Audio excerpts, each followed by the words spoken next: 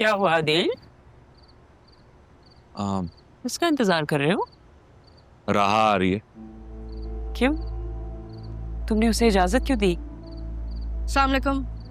वालेकुम अस्सलाम बेटा। मामी, अपने घर में आने के लिए ना किसी को इजाजत की जरूरत नहीं होती। बिल्कुल, तुम्हारा अपना घर है। चलो मामू, मैं अपना बैग रख के आती हूँ, फिर बात करते हैं। ठीक है बेटा। अब ये कब तक यहाँ रहेगी? तुम्हें बात समझ में ही नहीं आ रही या तुम समझना नहीं चाहते? तो मैंने क्या किया है फिर इस घर में? इतना अरसा मैंने इस घर की खिदमत की है, सबकी खिदमत की है, और जाते जाते पापा ने इसे भी हिस्सेदार बना दिया। बहन थी वो, मेरी पापा की बेटी थी, जिन्हें तुमने इस घर से निकाल दिया था, और पापा ने अपनी जिंदगी में विल तब्दील कर दी। और ये जो तुम कह रही हो ना कि मैंने ख्याल रखा है इस घर का, तुम्हारा बहुत शुक्रिया।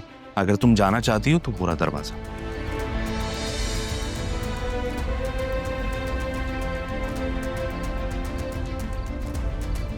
ये मेरी बेटी का भी घर है और मेरा भी घर है। मैं कहीं नहीं जाने वाली। मामू, मैंने बैग अपना लाउंज में ही रख दिया है। वो मेरा कमरा खाली पड़ा हुआ है, तो मैं क्या नाना जान के कमरे में रह लूँ? बेटा वहां तो अभी मैं रह रहा हूँ। तो फिर मैं आपके कमरे में रह लेती हूँ। क्या बकवास है? हाँ, मैं हूं।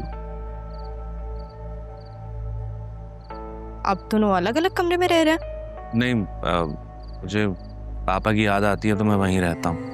अच्छा, तो फिर मैं कहाँ जाऊँ? अरे भाई, जहां से आई हो वहीं जाओ ना।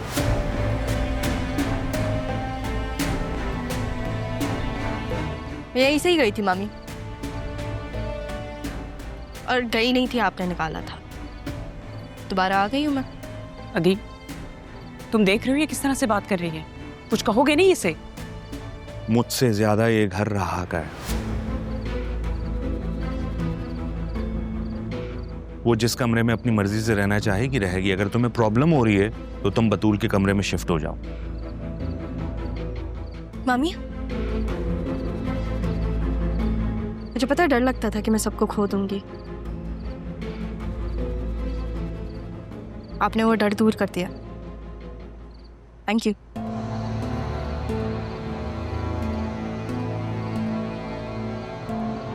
मैं बतूल के कमरे में रह लेती हूँ। अपनी बेटी को तो बर्दाश्त कर लेंगी ना आप, है ना? तुम्हारा सामान स्टोर रूम में है, कल निकाल दूंगी। ठीक है, तब तक एक दिन अपनी बेटी से गुजारा करें। चले मामू। ओके बेटा।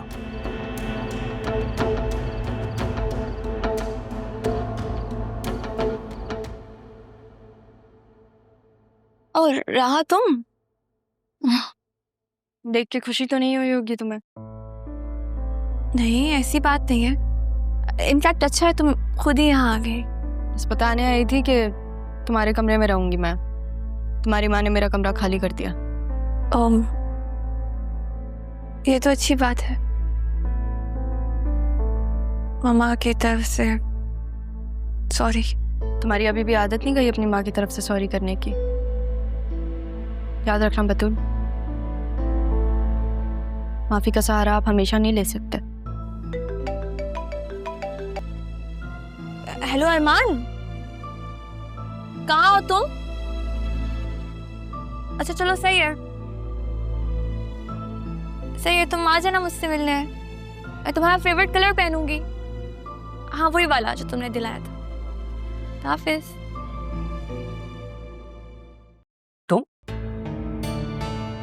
तुम यहाँ क्या कर रहे हो? हालात ने मजबूर कर दिया बीबी जी। हालात ने मजबूर कर दिया? तुम जैसे लोगों से तो हालात भी तंग होते हैं। और तुम्हें तो पुलिस ने पकड़ लिया था ना? जी, बहुत मारा, फिर भी मैंने आपका नाम नहीं लिया। और तुम जैसे मेरा नाम लेते तो मुझे कोई फर्क पड़ता? ये सब कह के मुझे डराने की कोशिश कर रहे हो? नहीं नहीं बीबी जी, मैं ऐसा सोच भी नहीं सकता। बस खालदा छोड़ गई मुझे, ना घर रहा ना सहारा।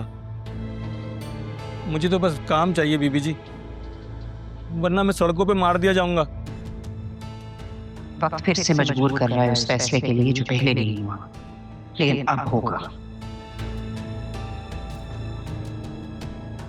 ठीक है, आज से तुम अपने आप को काम पे समझो। जो काम मैं कहूंगी उसे सबसे पहले करना होगा। शुक्रिया बीबी जी, जिंदगी ने सब कुछ छीन लिया, कम से कम आपने एक मौका तो दिया। आखिरी मौका है, ये बात याद रखना। ऊपर स्टोर रूम में जाओ, कुछ सामान रखा है, बाहर निकालो उसे। बाद में बताऊंगी उसका क्या करना। जी बीबी।